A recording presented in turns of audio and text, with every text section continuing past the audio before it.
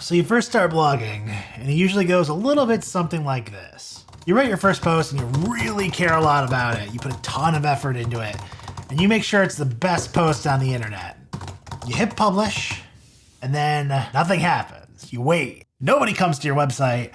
And then you're sitting around, you're like, okay, what about this Medium thing? Maybe that's a good source of traffic. Or you're sitting around and you're like, hey, I want to start a blog, but I don't want to pay for hosting. Let's just host everything on Medium.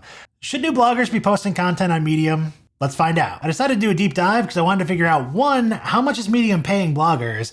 2, how much traffic is it driving to their websites? And 3, is it a viable option for a brand new blogger to start their blog on Medium? Let's start with question 1. How much is Medium paying bloggers? So typically when I'm measuring how much money I make from my own blog, I'm doing it by how much money I make typically per 1,000 page views. You usually see this as RPM or RPMV is the acronym they're using, whatever. It's how much money you're making per 1,000 page views. What I'm about to present isn't definitive. I can't say the exact dollar amount that Medium bloggers make per 1,000 page views.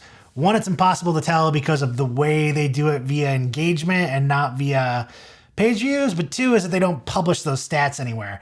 So the best I could do is go around and ask a bunch of Medium bloggers or see what they've posted to like Reddit and Quora and just their own blogs about how much they're making on Medium and kind of get a rough lay of the land as far as what's happening.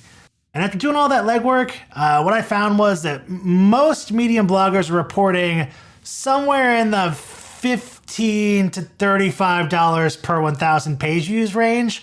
And again, that's not definitive. I'm sure there are outliers where some make less, some maybe make more. And it likely goes up and down based on how Medium changes their monetization model. So what I'm telling you now may be true right now, but in 2 years, it may be completely different. You should expect to make probably roughly the same amount of money from ads on your own website. So monetization on Medium is basically a push at best. And at worst, it might actually be quite a bit worse than your own website. If you watch me a bunch, I'm going to advocate creating your own product and selling it to your audience. So if you were creating your own product, posting to Medium would actually be a big downgrade because you don't have any space on the Medium website to peddle your product to your audience. But let's pretend for now that it's just a push. You're only monetizing with ads. You blog on Medium, you blog on your own blog, you make roughly the same amount of money. All right, so question number 2, how much traffic is Medium going to drive to your blog post? Medium probably isn't very likely to curate any individual one of your articles, but it's not a stat they publish, and it's not something that I can really figure out definitively. So let's just give it a random value. Let's say, you write 100 posts, 5 of them are getting curated, so you're at like the 5% range. Because how much traffic is that going to bring into your blog post? For this, I actually found a guy on Reddit who said he got curated by The Startup, which has followers of upwards of 600,000 people. He also got curated by the homepage itself. So his article for a day or so was listed on the Medium homepage as something to check out. And with all this, he generated a grand total of, wait for it, 300 views. 300 views. 300 views is pretty worthless. If we go back to how much money you make per 1,000 views and we put it at the $15 to $35 mark, would generate about, oh God, math. And so even if you had 5 of your 100 posts curated and you're making less than $10 on each of them, we're talking about a bonus of like $50 to post on Medium versus your own blog. So there's no real monetary or viewership incentive to post on Medium, except for maybe the fact that you will rank higher in Google on Medium than you would on your own domain. But that brings us to point 3.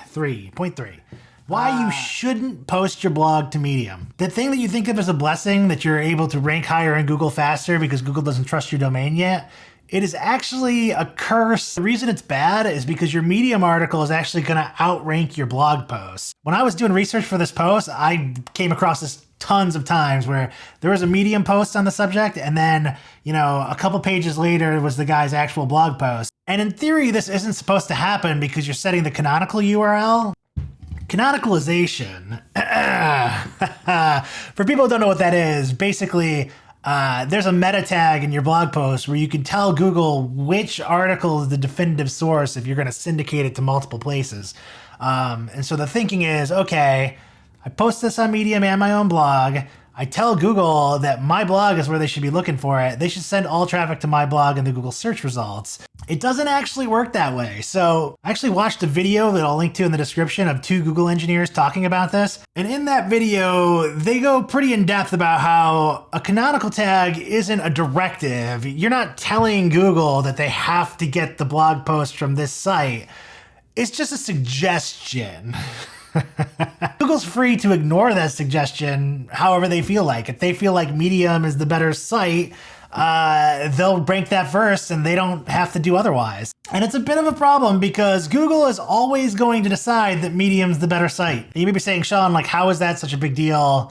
Like, I'm still getting the traffic. I'm still, like, if I was monetizing with ads on both sites, I'm still making similar amounts of money. How am I losing here? And this is where you got to think a little bit about the long game. So the most valuable part of your website is the domain itself. The way your domain gets value is it gets traffic, and that gives it authority, which will give it more traffic. It'll move you up the ranks.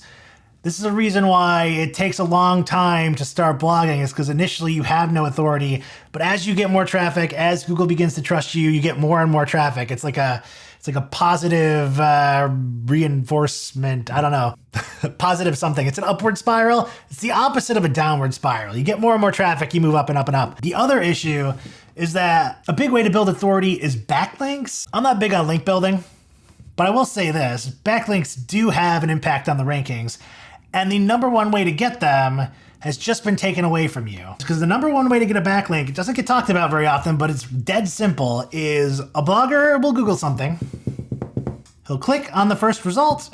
It validates his point. He'll copy the link, paste it into his blog post. That's how you're going to get the majority of your links, even if you're a link builder person.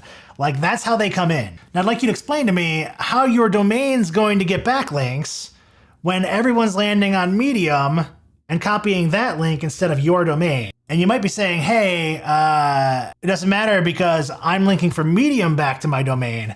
So all that link juice passes from Medium to my domain. Not true. Medium, like pretty much every other social media site, like YouTube, Reddit, Facebook, Quora, every link on those sites is no followed, meaning it passes no link juice from this site to this site. So people link it to your Medium article, it gives domain authority to Medium, which is why Medium has one of the highest domain authority websites in existence. And it gives nothing to you. Now, if you've been following along, you can see how this becomes a bit of a problem. Medium is 1, not driving very much traffic to your articles. 2, they're not paying you any more than you would make on your blog. And 3, they are decimating the value of your domain. But it gets a little bit worse than that. Medium, like all other companies, has a terms of service where they describe what they are and aren't allowed to do with the content that you post to the platform. If you read Medium's terms of service, you'll see that they have the right to do basically anything they want with your content.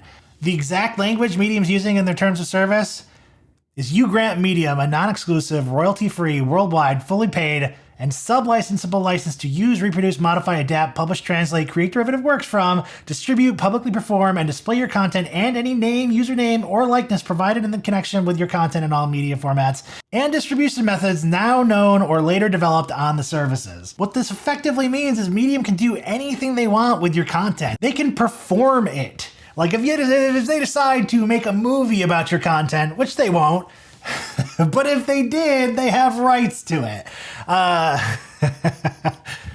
Just by using the service, you agree to this, theoretically. This is most troubling for a couple of reasons. If you're familiar with like how big Facebook groups got in like the 2016 era before all the stuff happened,